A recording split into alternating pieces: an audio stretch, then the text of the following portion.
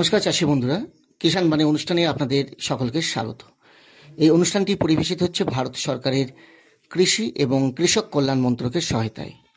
আজকে আমরা এসেছি ইলামবাজার ব্লকের অন্তর্গত সুলতানপুর গ্রামে। আমরা কথা বলবো এই গ্রামের দুজন সফল চাষী বন্ধুর সাথে, জানবো তাদের চাষ করতে গিয়ে নানা অভিজ্ঞতার কথা। আপনার নাম? নমস্কার, তপন কুমার ঘোষ, ইলামবাজার ব্লক, সুলতানপুর গ্রাম। তপন বাবুকে জানবো যে কি চাষবাস করে থাকেন এবং কি চাষ করে আজকে আপনি সফল হয়েছেন। আমি চাষ সব রকমই করি, কিন্তু প্রাণী পালনের ওপর বেশি জোর দিয়ে চাষ করি। কারণ প্রাণী পালনে আমার করকনাথ আছে, তারপর বনরাজা আছে, মুরগি চাষটা, এবং তার সঙ্গে সঙ্গে হাঁসও আছে, ক্যাম্বেল হাঁস, দেশি হাঁস। তো এই বিভিন্ন ধরনের যে প্রাণী পালন বা পশুপালন করে আসছেন দীর্ঘদিন ধরে, এবং পাশাপাশি ধান চাষ বা সবজি চাষও করে থাকেন, কতটা সফল হয়েছেন? আমি প্রথমে তো ভয় পেয়েছিলাম, কিন্তু এই চাষ করতে করতে এখন অনেকটাই সাফল্যতার দিকে এসেছি। এই যে সাফল্য লাভ করেছেন বা সফল হয়েছেন, তার পিছনে কারণগুলো যদি একটু বলেন। আমার পিছনে কারণ হচ্ছে রথীন্দ্র কৃষি বিজ্ঞান কেন্দ্র। ওখানে ট্রেনিং করার পর ওখান থেকে আমাকে প্রথম বনরাজা আর আড়াই মুরগি দিয়েছিলেন। তারপরে ওনারা আমাকে দিলেন করকনাথ। সেই করকনাথ এখন চাষ করে আমি ওনাদের সাফল্যতাতেই সব কিছু। শুরু যখন করেছিলেন তখন একটা নতুন একটা অভিজ্ঞতা, সেটা আপনার কাছে জানবো যে কিভাবে তাদের পরিচর্যা করেন। একটা আমরা যেমন ধান চাষ করতে গেলে বা সবজি চাষ করতে গেলে একটা পরিচর্যা দরকার হয়ে থাকে। রোগ পোকার সমস্যা হলে তার প্রতিকারের জন্য আমরা বিভিন্ন ধরনের রোগনাশক বা কীটনাশক ব্যবহার করে থাকি। সেরকম প্রাণী পালন আপনি দীর্ঘদিন ধরে করে আসছেন। কি ধরনের তাদের যত্ন নেন, কিভাবে তাদের পরিচর্যা করেন? আমি খাবার নিজের বাড়ি থেকেই তৈরি করি, আর ট্রিটমেন্টের জন্য কৃমির ওষুধ, আর বছরে একবার করে ভ্যাকসিন। যে ফার্মটা তৈরি করেছেন, দেখতে পাচ্ছি বিশাল একটা ফার্ম। এটার জন্য কি কি ব্যবস্থা নিতে হয় কিংবা কি কি যত্ন নিতে হয়? যত্ন বলতে আমার যেমন আগে ছিল খড়ের সেট, এখন আমি টিনের করে দিয়েছি। খড়ের সেটের সমস্যাটা হচ্ছে ছড়ানোর একটা ব্যাপার, লেবারের সমস্যা থাকে। আর এই যে টিনের সেট করে দিয়েছি, এটা আর আমার ছড়ানোর ব্যাপারটা থাকে না। মাঝে মাঝে এই সাইডগুলো একটু নেটগুলো রং করে দিই আর পরিষ্কার করে দিই, ফর্মালিন দিয়ে মাঝে মাঝে স্প্রে করে দিই। আর ওদেরকে কি কি খাবার দেন? খাবার আমি বাড়িতেই তৈরি করি, যেমন সরষের খোল, চালের কুড়ো, তারপর চালের যে ভেঙে যাওয়া খুদটা, আর মিনারেল মিক্সচার কিনে নিয়ে এর সঙ্গে দেওয়া হয়। বর্তমানে কতগুলো এই করকনাথ আছে? এখন 100টার মতো আছে। আর এদের যে রোগগুলো হয়ে থাকে আমরা জানি, যে বার্ড ফ্লু বা অন্যান্য ধরনের যে সমস্যাগুলো হয়ে থাকে, করকনাথের ক্ষেত্রেও কি এই ধরনের সমস্যা হয়? না, করোনা তো যে দেশির থেকেও টেম্পার খুব, এদের রোগবালাই। আমি আজ 2012 সাল থেকে করছি, কিন্তু করোনাতে কোনো রোগবালাই এখন পাচ্ছি না। শুরু যখন করেছিলেন তখন কতগুলো করকনাথ নিয়ে শুরু করেছিলেন? যখন শুরু করি কেবিকে থেকে দিয়েছিল 15টা, এখন 100টা। 100 টাকা। মোটামুটি কতদিনের মাথায় এর বিক্রি করা একটা উপযুক্ত হয়? 6 মাস। 6 মাসের পর থেকে বিক্রি করি। ডিমও দেয় 6 মাসের পর থেকে। আচ্ছা, ডিমগুলো বিক্রি করেন? হ্যাঁ, ডিমও বিক্রি হয়। তো আপনার কাছে জানবো যে কি রকম এইগুলো চাহিদা রয়েছে, মানে বাজারজাতকরণের কোনো সমস্যা বা এই ধরনের কিছু? না, করোনাতে চাহিদা আছে। যেমন আমার বাড়ি থেকে 500 টাকা করে পালক সদ্য বিক্রি হয়ে যায়। গোটা মুরগি? গোটা মুরগি। এক একটা করকনাথ কত কেজি ওজন হয়? আমার হায়েস্ট 2 কেজি 250 মতো। তো এর তো করকনাথের অনেক গুণাগুণ শুনেছি। হ্যাঁ, এর গুণাগুণ আছে। এর বিশেষত যে পালকও কালো, মাংসটাও কালো, হাড়টাও কালো। আচ্ছা, আপনার কাছে জানবো যে সব অংশটাই কালো বলছেন, তো যেটার বাজারজাতকরণেও কোনো সমস্যা নেই। তো এই যে টিনের সেট দিয়েছেন, এই যে প্রচন্ড যখন গরম হয় সেক্ষেত্রে তো একটা সমস্যা দেখা দিতে পারে। না, আমার দেখুন ওপরে আমের গাছ আছে, আম গাছে সব ঢেকে আছে, তার জন্য তাপটা পাই না। আর ভেতরে ফ্যান আছে, লাইট ফ্যান আছে, যখন যেটা প্রয়োজন তখন সেটা দেওয়া হয়।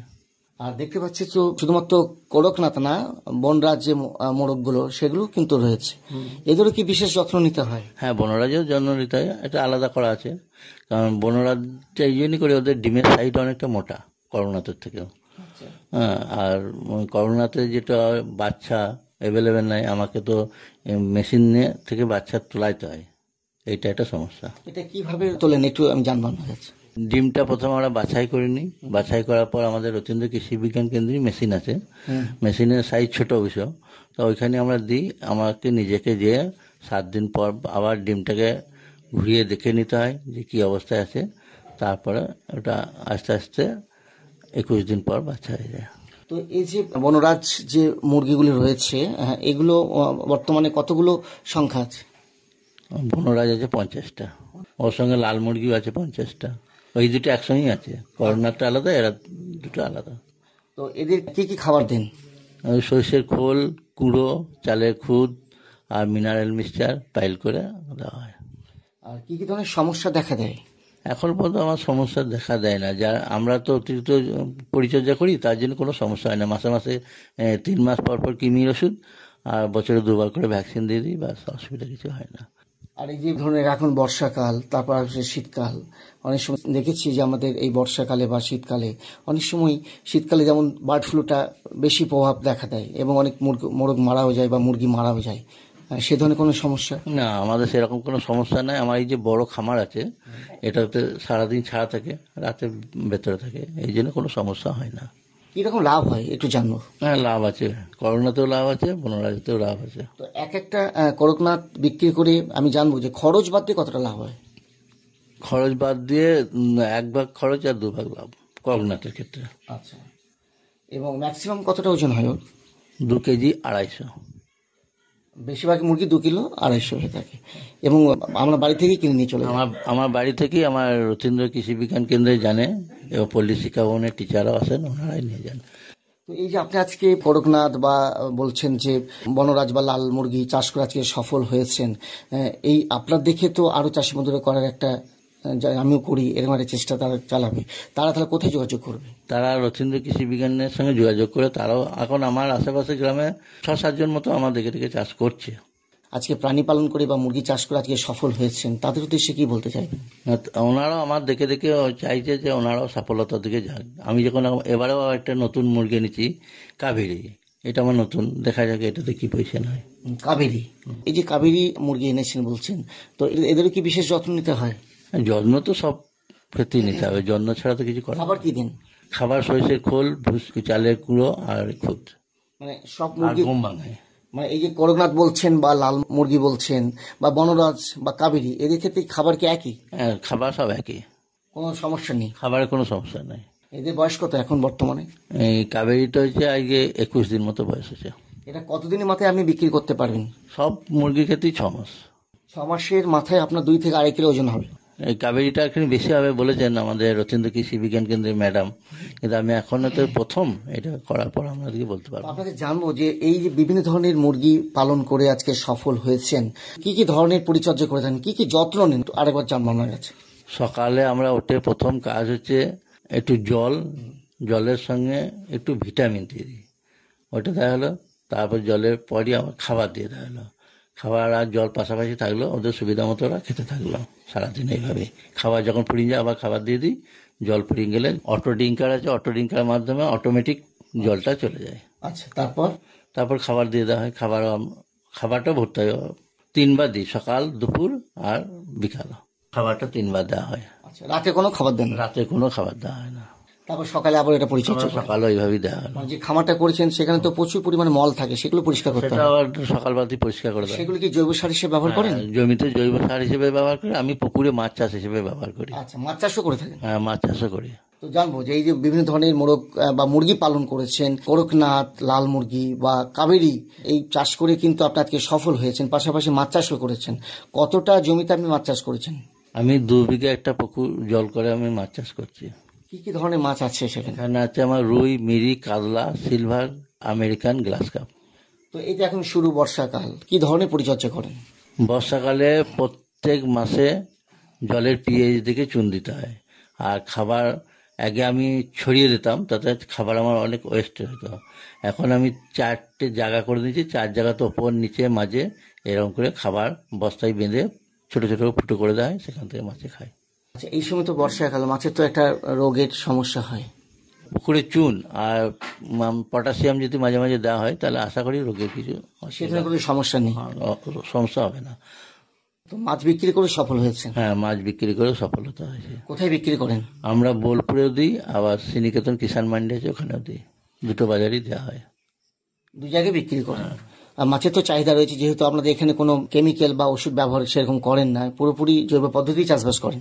হ্যাঁ, পুরোটাই জৈব, আমাদের এখানে কোনো কেমিক্যালের ব্যবস্থা নেই। প্রথম যখন আমি চাষ করি তখন প্রচণ্ড ভয় পেয়েছিলাম যে কিভাবে চাষ করব, কি করব।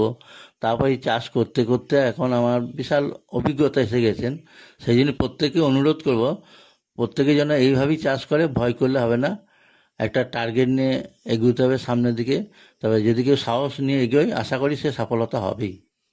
যেটা আজকে আপনি করে দেখিয়েছেন। হ্যাঁ, যেটা আমি আজকে করে দেখেছি। আমার পশুপালনের মধ্যে গাই গরুরও চাষ আছে বাড়িতে। আচ্ছা, বিভিন্ন ধরনের। হ্যাঁ, বিভিন্ন ধরনের। দুধ বিক্রি করেন? হ্যাঁ, দুধ বিক্রি বাড়ি থেকে হয়ে যায়, আমাকে বাজারে যেতে হয় না, এখন দুধের বিশাল চাহিদা। আচ্ছা, আর কেমনি ছানা বা অন্যান্য জাতীয় কিছু করেন? আর ছানা যেটা করি আমরা বাড়িতে খাই, কিন্তু ছানাটা বিক্রি করি না আমরা। আর দুধটা বিক্রি করেন? হ্যাঁ, দুধটা বিক্রি তো করি। প্রতিদিন কত কেজি করে দুধ পান?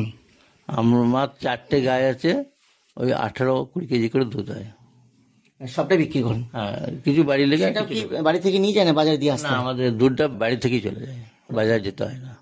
মানে কোনো কিছু আপনাকে বাজারে যেতে হয় না, বাজারে যেতে হয় না। সবকিছুই এখান থেকে নিয়ে চলে যায়? দুধটা যেমন আমি চাষি এলে তার চোখের সামনে দয়ে দিই, তারাও দেখে যে এটা একদম ভেজাল নাই আর সলিড দুধ আছে। এই ধরনের চাষ করে আমার খুব আনন্দ হয় এবং আমি সকাল থেকে সারাদিন এই নিয়েই থাকি। এটা আমার করার জন্য আমি সফলতা হয়েছি। প্রত্যেকে অনুরোধ করবো এইভাবেই যেন চাষ করে সবাই সফলতার দিকে এগিয়ে যায়। খুব ভালো লাগলো আপনার সাথে কথা বলে। আমরা কথা বলবো আর একজন চাষি বন্ধুর সাথে, তিনিও কিন্তু আজকে চাষবাস করে সফল হয়েছেন। আপনার নাম? আমার নাম দীপঙ্কর বারিক। দীপঙ্করদার কাছে জানবো যে আজকে তো বিজ্ঞান ভিত্তিক চাষবাস হচ্ছে, শুরু থেকে শেষ অবধি আমরা সবাই জানি, যেমন বিজ্ঞানকে কাজে লাগিয়ে চাষবাস করছি। জমি যখন তৈরি করা হচ্ছে তখনও তাই, মূল জমি বলুন বা ধান কাটা অবধি আমরা কিন্তু মেশিন দ্বারা কিন্তু ধান কাটছি। কতটা পরিবর্তন হয়েছে বা কতটা সফল হয়েছেন আপনি? দেখুন, আমি সত্যি কথা বলতে আমি চাষ করছি মোটামুটি ধরুন 2000 সাল থেকে। উচ্চ মাধ্যমিক যখন আমি পরীক্ষা দিই, সেই পরীক্ষার পর থেকে বাবার একটা অ্যাক্সিডেন্ট হয়, সেখান থেকে আমাকে সংসারের হাল ধরতে হয়, ঠিক আছে। এবার সেখানে চাষ তো তখন আমি কিছু জানতাম না, ওই বাবার মুখে যেটা শুনেছি সেই প্রথাগতভাবে চাষ সেইভাবে করতাম। কিন্তু পরবর্তীকালে যে জমি আছে, যে ফলন পাওয়া যাচ্ছে, সেই ফলন থেকে আমাদের সংসার চলছিল না, খুবই অভাবের উপর নির্ভর করে চালাতে হচ্ছিল। কিন্তু পরবর্তীকালে বিভিন্ন যে সরকারি ডিপার্টমেন্টগুলো আছে, যেমন রতীন্দ্র কৃষি বিজ্ঞান বিশ্ববিদ্যালয়, তারপরে আপনার SIPRD, এবং নরেন্দ্রপুর রামকৃষ্ণ মিশন, এখান থেকে বিভিন্ন ধরনের যে চাষের উপরে যে ট্রেনিংগুলো, তাছাড়া রয়েছে এডিও দপ্তর, বিভিন্ন ধরনের চাষের ট্রেনিং নিয়ে আমি বাড়িতে প্রথমে ওই যেটা বলা SRI পদ্ধতি, শ্রী পদ্ধতিতে ধান চাষ যেটা বলা হয়, সেটা প্রথম শুরু করি। প্রথমে আমি ওই 10 কাঠা জমিতে প্রথমে পরীক্ষামূলকভাবে করেছিলাম, কিন্তু দেখা যাচ্ছে যে আমি নর্মালভাবে যেভাবে চাষ করি সেখানে যে উৎপাদনটা হয়, SRI পদ্ধতিতে আমার খরচাটাও যেমন কম হচ্ছে এবং উৎপাদনটাও বেশি হচ্ছে। সেই হিসেবে আমার পুরো জমিটাই এখন মানে SRI চাষটা আমি করছি, ধান চাষটা। তাতে আমার মুনাফাটাও বেশি হচ্ছে, উৎপাদনটাও বেড়ে যাচ্ছে, ঠিক আছে। এইভাবে আমি ধান চাষটা করছি। ধান চাষের সঙ্গে সঙ্গে আমার সাইডে আপনার ছাগল পালন আছে, ঘরের অল্প জায়গাতে পুষ্টি বাগান আছে, হ্যাঁ, এইভাবে আমি চাষটা করে যাচ্ছি। তো আপনার কাছে জানবো যে এখন তো বর্ষাকাল, এবছরে কি এই SRI পদ্ধতিতে ধান চাষ করবেন? হ্যাঁ, SRI পদ্ধতিতে ধান চাষ আমি করবো। আমার জমি রেডি হয়ে গেছে, বীজতলা তো হয়ে গেছে, বীজতলা রেডি হয়ে গেছে, জমি রেডি হয়ে গেছে। আমি 2-1 দিনের মধ্যে আমি রোয়ার কাজটা শুরু করবো। তো এখন বর্তমানে চারার বয়স কত? বর্তমানে চারার বয়স হলো আপনার 18 দিন। আচ্ছা, আমরা যে প্রচলিত পদ্ধতিতে ধান চাষ করে থাকি এবং এই যে শ্রী পদ্ধতিতে ধান চাষ করে আসছেন এবং এখানে আপনি সফল হয়েছেন, এর মধ্যে কিছু কি পার্থক্য আছে? নিশ্চয়ই আছে, আমি বলবো। কারণ প্রথমেই যদি আমি চিন্তা করি বিচন, বীজটা আমি নর্মাল বোধহয় চাষ করতে গেলে মিনিমাম বিঘা প্রতি আমাদের 5 কেজি থেকে 6 কেজি করে বীজ লাগে। সেখানে আমার SRI পদ্ধতিতে চাষ করতে গেলে আমার 800 গ্রাম বীজের কমপ্লিট হয়ে যায় 1 বিঘা জমিতে। হ্যাঁ, তার সঙ্গে সঙ্গে আমরা আগে বীজ বাছাই বা শোধনটা আমরা করতাম না, কিন্তু এখন ঘরোয়া পদ্ধতিতে, জৈব পদ্ধতিতে বীজ বাছাই এবং শোধনটা করা হয়। তাতে আমরা মানে কি বলবো, রোগ মুক্ত পুষ্ট বীজগুলো পাই। তাতে প্রত্যেকটা থেকে আমরা জার্মিনেশনটা ভালো হয় গাছের, সেটা দিয়ে আমাদের বীজটাও রোগ মুক্ত থাকে। এবার সেটা ওই 21 দিনের পরে, বীজতলা থেকে 21 দিনের মাথায় তুলে নিয়ে আমরা মূল জমিতে লাগানো হয়। আপনি জানবো যে মূল জমিতে যখন রোপণ করেন, এটা কিভাবে চাষ করেন? এইটা আপনার ওই যখন মূল জমিতে তুলে নিয়ে যাওয়া হয় বীজটা, তখন জমিতে ওই এক কাঠি মানে একটা করে বিচন দিয়ে 8 ইঞ্চি বাই 8 ইঞ্চি গ্যাপ দিয়ে আপনার 4টে বা 5টা রো করা হয়। এক একটা রো এর পর আপনার ওই 1.5 ফুটের মতো গ্যাপ দেওয়া হয়। তারপর আবার 5-6টা রো দিয়ে আবার 1.5 ফুট করে গ্যাপ দেওয়া হয়। এই ফলে কি হয়, আমার বিচনটা যেমন কম লাগছে, তার সঙ্গে সঙ্গে আমার লেবারটাও কিন্তু খুব কম লাগছে, যেহেতু আমি ফাঁক ফাঁক পুঁতছি। আর ফাঁক ফাঁক পুঁতলে যেটা হয়, আমি দেখেছি লক্ষ্য করে, আমার সর্বোচ্চ 120টার মতো কাঠি হয়েছে, 5 কাঠি যেটা বলা হয়। তার মধ্যে 120টার মধ্যে আমরা 96টা স্টিকে শীষ পেয়েছি, মানে ধান পেয়েছি। তাতে ফলনটা আমার অনেক গুণ বেড়ে গেছে, আর এতে আপনার রোগ পোকাটাও খুব কম লাগে। মানে এই যে প্রচলিত পদ্ধতিতে ধান চাষে থেকে শ্রী পদ্ধতিতে বা এসআরআই পদ্ধতি ধান চাষ করলে এই রোগ পোকার সমস্যা যেমন অনেক কম হয়, ফলনে কিন্তু অনেক বেশি এবং খরচ অনেক কম। নিশ্চয়ই নিশ্চয়ই। আমি তো সাধারণত বাজার থেকে কোনো কীটনাশক প্রয়োগ করি না, আমি বাড়িতে সমস্ত কিছু বাড়িতে তৈরি করে ব্যবহার করি। আর নরেন্দ্রপুর রামকৃষ্ণ মিশনে বা কেভিকে থেকে যেটা শিখেছি, আমি যদি কীটনাশক প্রয়োগ করি, সেখানে আমাদের যে পোকাগুলোকে মারতে চাইছি তার সঙ্গে আমাদের কিছু বন্ধু পোকা থাকে যেগুলো আমাদের উপকার করে। ফলে বিষটা প্রয়োগ করলে বা কীটনাশকটা প্রয়োগ করলে আমি উপকারী শত্রু পোকা মারার সঙ্গে সঙ্গে আমার বন্ধু পোকাটাও মারা যাচ্ছে। ফলে কি হচ্ছে, দেখা যাবে এখন যে মৌমাছি দেখা যায় না, যেটাতে পরাগ মিলন করিয়ে আমার ফলনটাকে বৃদ্ধি করায়। সেই হিসেবে আমরা কিছু কীট বিতারক আমরা নিজেরা তৈরি করি, যেটা আমরা ট্রেনিং এর মাধ্যমে পেয়েছি। সেইগুলো দিলে আমরা পোকা মারি না, পোকাটাকে তাড়িয়ে দিই, যাতে পোকাটা না মরে, পোকাটা চলে যায়, আমার ফসলের কোনো ক্ষতি না হয়।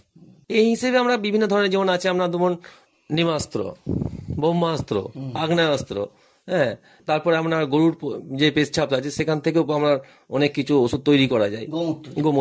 গোমূত্রতে অনেক কিছু রোগ জীবাণু যায়। আর তার সঙ্গে সঙ্গে আমরা যে সারগুলো ব্যবহার করি, সেটাও আমরা রাসায়নিক সারটা অনেকটাই মানে কমিয়ে দিয়েছি, জৈব সারটাকে বাড়িয়ে দিয়েছি। বিভিন্ন ধরনের জৈব সার আমি বাড়িতে তৈরি করি। মূল কথা, এই এসআরআই পদ্ধতিতে ধান চাষ করে সফল হয়ে যায়, যেহেতু একদিকে এর খরচ কম এবং এর বীজ সংখ্যা বা বীজের পরিমাণটা কম লাগে, এবং মূল জমিতে যখন রোপণ করেন সেখানেও কিন্তু একটি করে গাছ বা একটি করে চারা পুঁতলেও কিন্তু অনেক ফলন পাওয়া যায়। নিশ্চয়ই ফলন পাওয়া যায়। আমি সাধারণত যারা নর্মাল পথায় চাষ করে, এখন তারা ওই বিঘা প্রতি আপনার 7 কুইন্টাল করে ধান পায়, 7 কুইন্টাল করে পায়। কিন্তু আমি এসআরআই পদ্ধতিতে চাষ করে দেখেছি, না আমি নিজে পেয়েছি আপনার 12 কুইন্টাল করে পেয়েছি।